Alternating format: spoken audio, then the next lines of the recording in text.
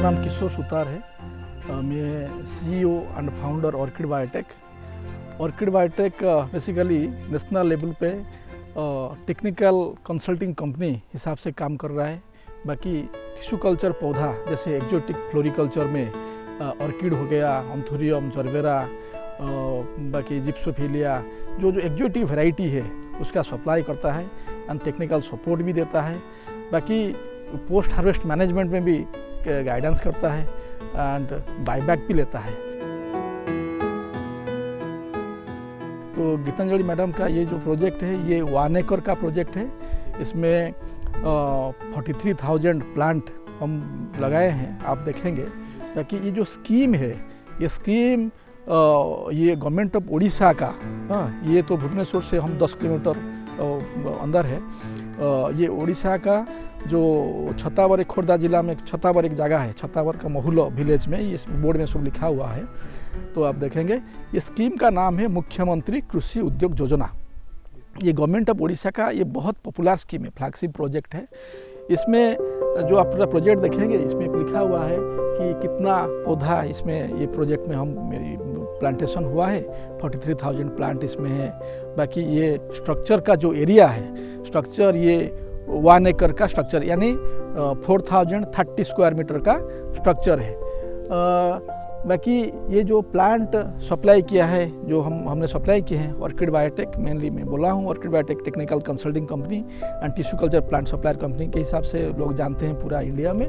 और इसका जो स्ट्रक्चर है, जो स्ट्रक्चर आप देख रहे हैं, इतना बड़ा स्ट्रक्चर है, स्ट्रक्चर इरिगेशन सिस्टम, ये धरित्री उद्यान प्राइवेट लिमिटेड इसको टेक्निकल सपोर्ट दिया है और बाकी टूल्स एंड इक्विपमेंट्स भी सप्लाई किया है। ऑर्किड का जो देखिए, जो ऑर्किड का पौधा है ये इसका कैरेक्टर है एपीफाइट। एपीफाइट कैरेक्टर में क्या होता है ना, ये जो रूट्स होता है ना ऑर्किड का रूट्स को बोलते हैं aerial roots. Mainly through roots वो एयर में जो वेपर है उसमें उसका मेन जो ह्यूमिडिटी है, मेन उसका ऑर्किड के लिए ह्यूमिडिटी चाहिए।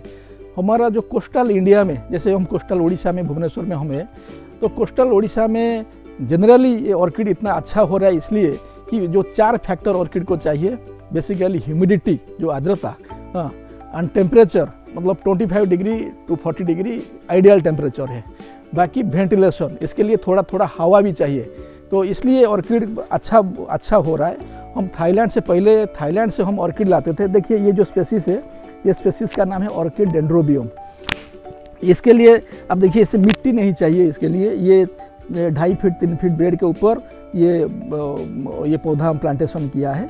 इसका जो रूट सिस्टम आप देखिए, ये जो रूट्स आप दिख रहे हैं इसको मतलब ये एरियल रूट्स बोलते हैं। ये रूट के जरिए में ये लेता है, जो आर्द्रता है, जो ह्यूमिडिटी है, ये लेता है। हाँ, ये जो स्पेसीस है देखिए, ऑर्किड पूरा दुनिया में अभी फाइंड आउट हुआ है। 3000 वेराइटी अभी फाइंड आउट हुआ है। इधर उड़ीसा में जो एक साइंटिस्ट जो डॉक्टर मिश्रा ने, वो भी फाइंड आउट किए थे। उड़ीसा में नेचुरली 133 वेराइटीज़ ऑर्किड उड़ीसा में हो रहा है जंगल में। तो जंगल में जो ऑर्किड वाइल्ड वो ग्रो कर रहा है वो भी उसमें भी डेंड्रोबियम है, मोकरा है, भांडा है, बहुत सारा वेराइटी है। लेकिन ये जो वेराइटी है ये भी डेंड्रोबियम है, लेकिन ये टिश्यू कल्चर है। तो हम ये कटफ्लावर वेराइटी मेनली है, इसमें प्रोडक्शन के लिए हम लिए हैं। तो ये मतलब एक साल में 10 से 12 स्पाइक देता है।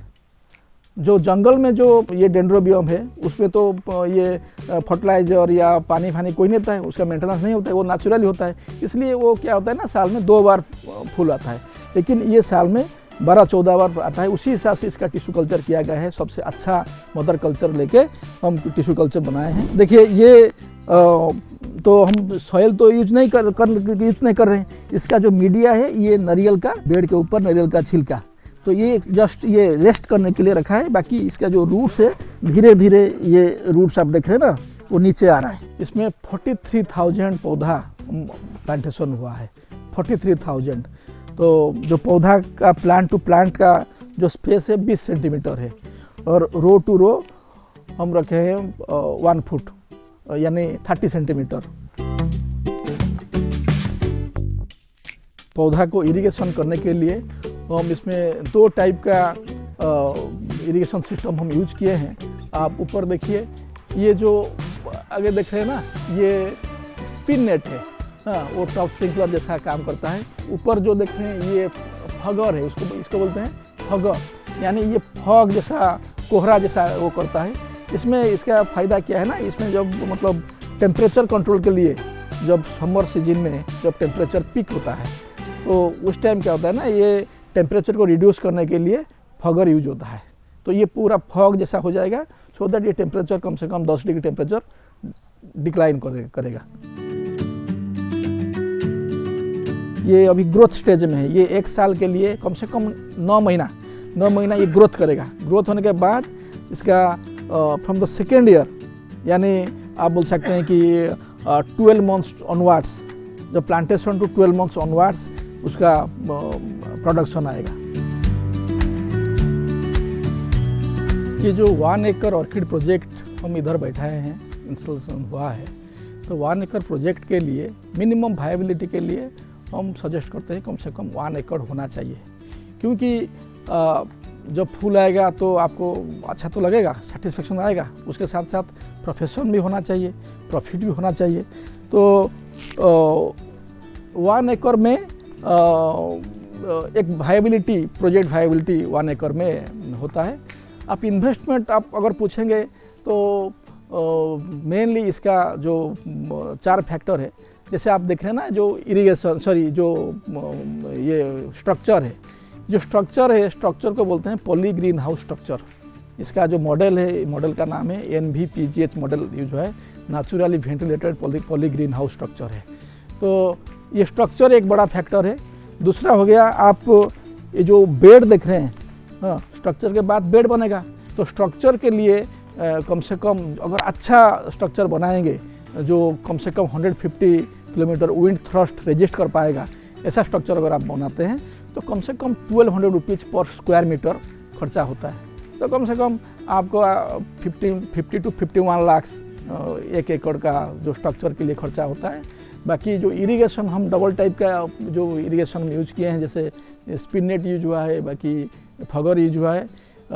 इरिगेशन में आपको अगर ठीक से आप करेंगे तो 100 रुपीज़ पर स्क्वायर मीटर, यानी 4 लाख पर एकड़ होगा। बाकी ये जो बेड है, क्योंकि बेड तो बहुत इम्पोर्टेंट है, ये तो सॉइललेस मीडिया में बन रहा है, तो बेड के लिए कम से कम 15 लाख का खर्चा होगा, 15 लाख खर्चा होगा बेड के लिए। यानी पूरा प्रोजेक्ट के लिए अगर आप देखेंगे तो ये मोटा मोटी तो आप अगर मिलाएंगे तो ये 90 लाख आसपास हो जाता है।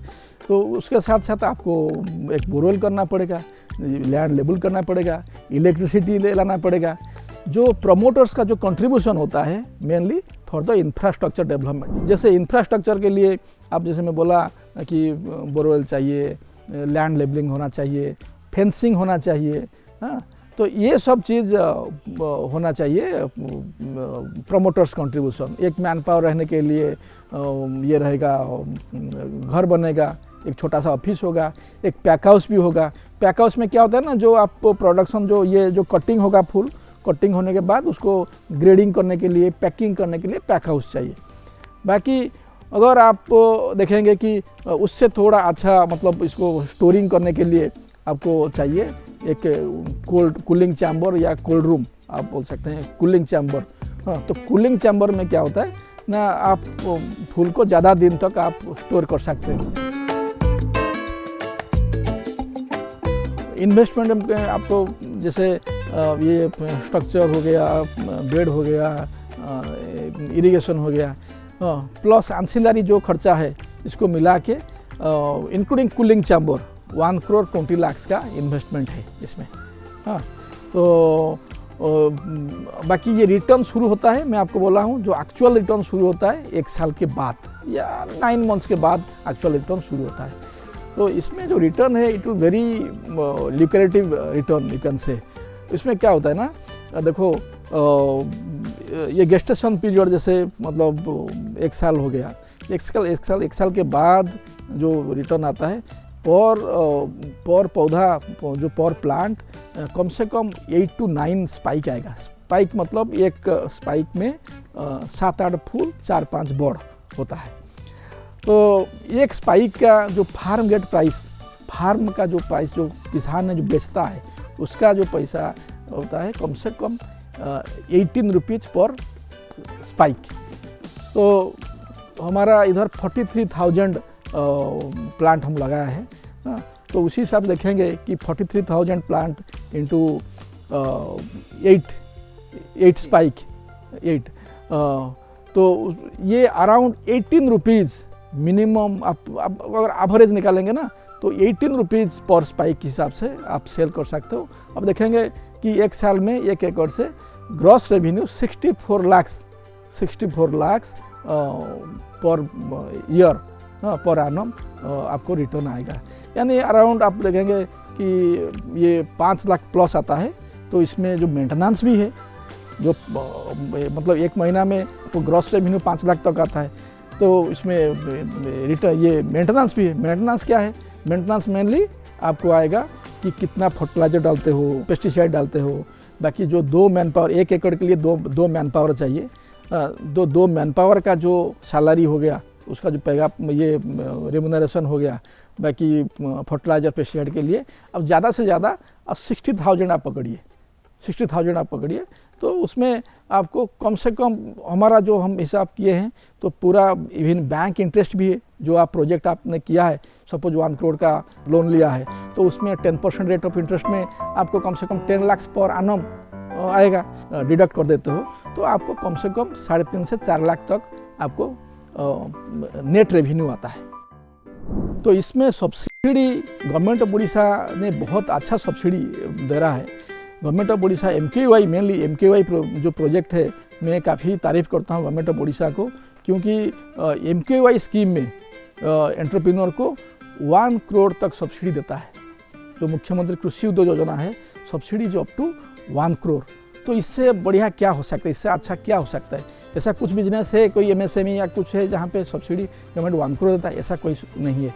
बाकी इसका जो इनकम, जो एग्रीकल्चरल इनकम है, वो भी टैक्स फ्री है। ये बहुत अच्छा बिजनेस है, मैं आपको बोल चुका हूँ। ये next generation business, next generation के लिए ये बिजनेस हो रहा है। ये इसमें तो मैं आपको बोला हूँ एक महीना में अराउंड 4 लाख का प्रॉफिट होता है।